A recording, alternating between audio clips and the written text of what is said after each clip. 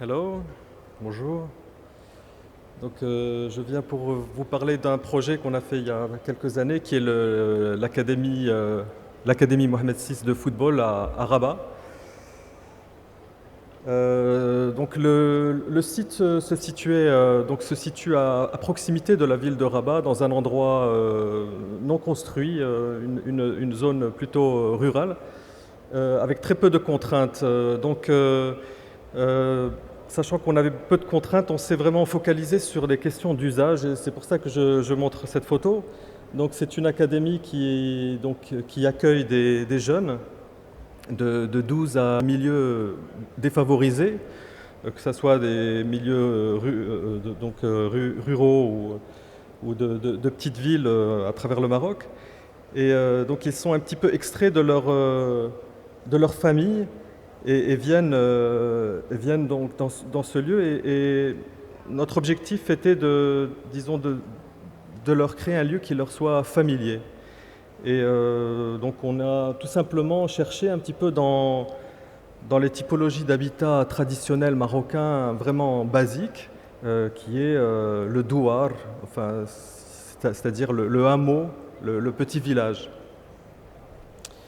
Et cette référence de village, cette typologie nous paraissait d'autant plus juste qu'elle représente cette volonté de créer des espaces protecteurs, un lieu de vie au milieu de champs, en fait, dans notre cas au milieu de terrains de sport et au milieu de la nature. Le plan masse qui en résulte est donc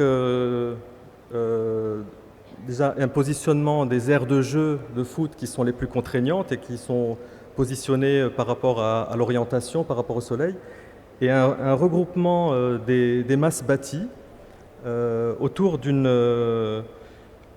place centrale qui est finalement la place du village, donc un lieu fédérateur vraiment à la croisée des chemins.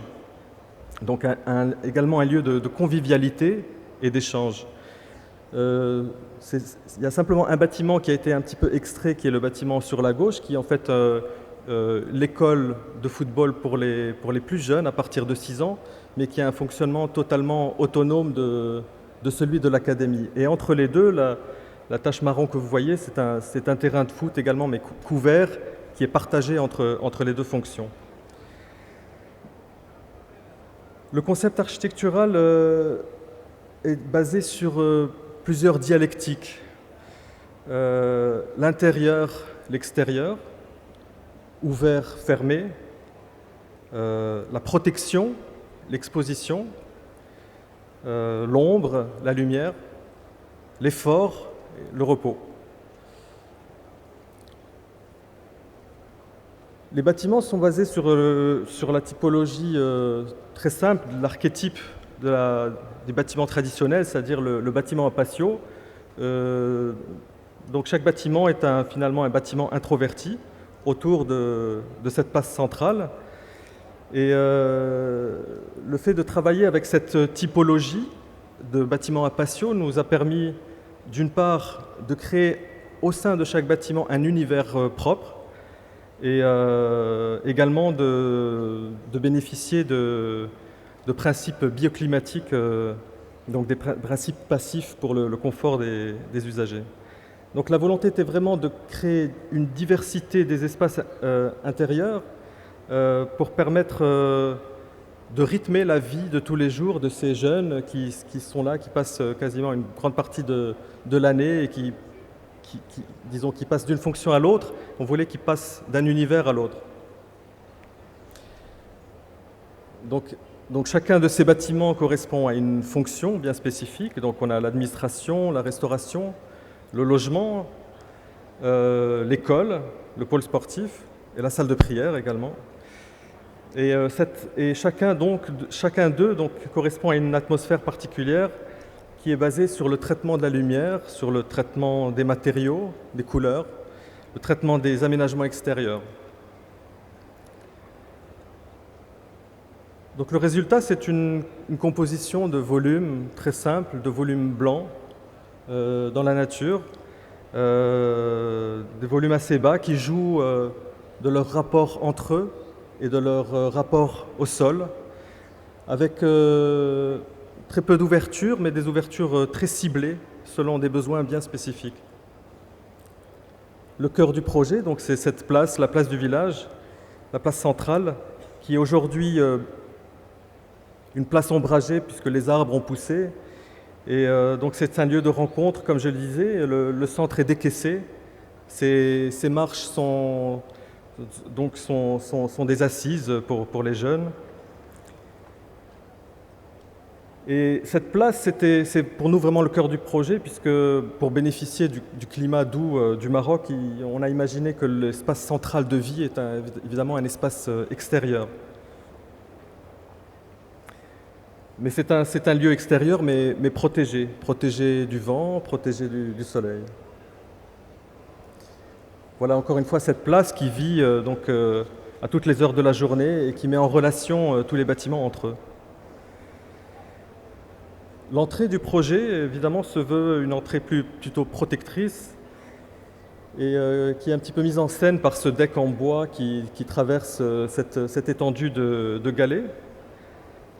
Le bâtiment d'accueil a été surélevé pour laisser passer le passage et pour créer une sorte de geste d'accueil. Donc chacun de ces bâtiments, disons l'intériorité a été déclinée de façon spécifique. Dans ce cas précis, c'est un atrium qui accueille donc l'escalier central autour duquel s'organisent les fonctions de l'administration. Cet espace est éclairé par un système de shade qui permet d'avoir de la lumière indirecte. Et comme je disais, donc le rapport au sol de ces bâtiments permet également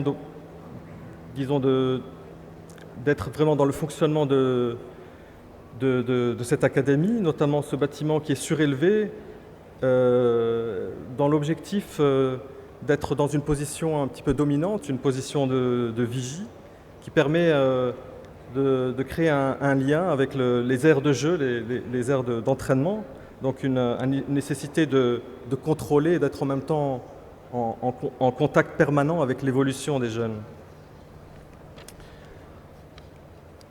Cette photo montre également cette volonté de mettre à distance, de mettre en relation des fonctions qui sont un petit peu distantes les unes des autres. Le second bâtiment est le bâtiment de restauration, qui est lui aussi un bâtiment très, très introverti. Et le rapport entre l'intérieur et l'extérieur est vraiment très dosé, notamment ici ce bandeau vitré qui permet d'avoir, disons, bien qu'on soit dans un concept de bâtiment très introverti, mais il fallait quand même que ces bâtiments communiquent entre eux.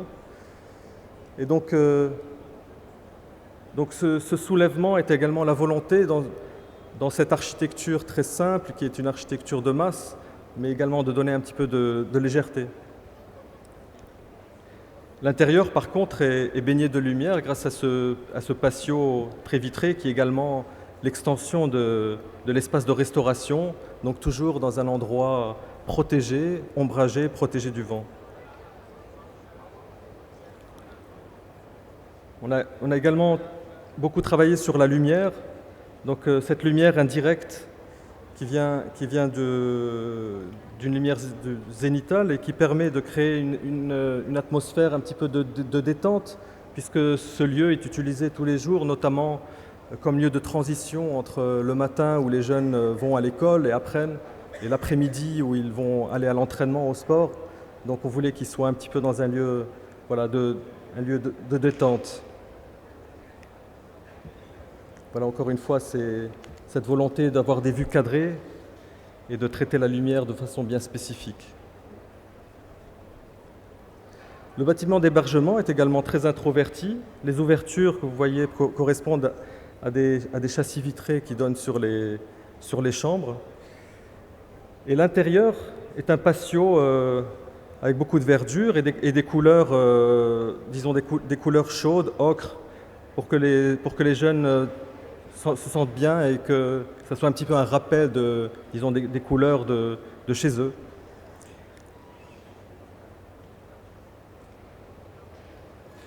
La volonté de créer donc une ambiance très spécifique à chacun de ces patios qui passe par le traitement de la couleur et également le traitement des espaces extérieurs et de la végétation.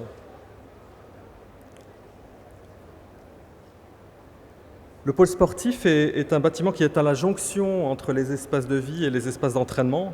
Donc il symbolise quelque part la limite entre cet univers du sport, de l'entraînement et celui de la vie de tous les jours. Et donc il a été conçu comme un bâtiment qui marque le passage. Donc ce passage est matérialisé par cette pergola. On voulait aider par l'architecture les jeunes à se préparer psychologiquement de passer d'une activité à l'autre. Donc c'est pour ça qu'on a toujours veillé justement à créer des seuils, à créer des transitions. Toujours dans cette volonté de scinder entre l'effort, le repos, l'intérieur, l'extérieur. L'intérieur de ce bâtiment a un cachet très personnel avec cette couleur bleue et ces châssis vitrés qui vont nous aider à faire rentrer la lumière dans le bâtiment, notamment au sous-sol où on va trouver les vestiaires. Il y a toujours cette volonté de créer des murs, des limites, et en même temps de les ouvrir pour créer des vues cadrées, donc l'ouverture, la fermeture.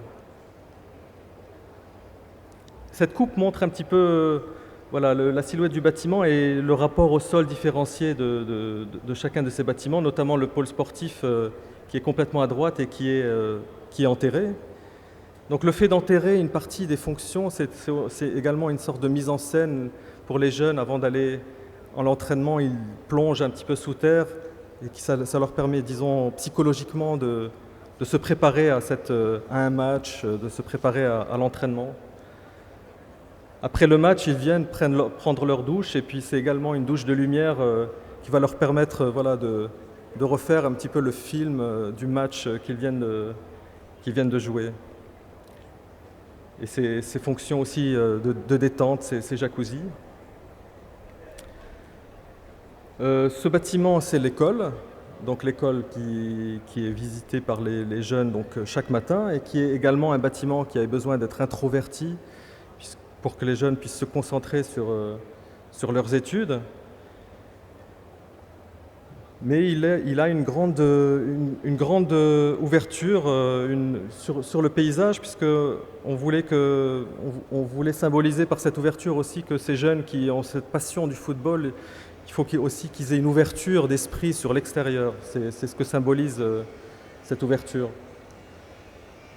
Ce patio aussi, avec son cachet très propre, sa couleur, sa végétation propre, et le traitement de la lumière qui est une volonté qui traverse un petit peu tous les bâtiments. Et ici, la façon de faire rentrer de la lumière dans des salles de classe à travers des lanterneaux et avec la protection solaire offerte par ces casquettes. Le dernier bâtiment, c'est la salle de prière. Donc, l'orientation prédéfinie de la salle de prière, c'est-à-dire vers l'est, pour nous venant du Maroc, c'est-à-dire vers la Mecque, était l'occasion de créer un accident dans ce système très orthogonal. Et c'est finalement le mur extérieur, l'enceinte de la salle de prière qui permet de le replacer dans le système orthogonal. Cette enceinte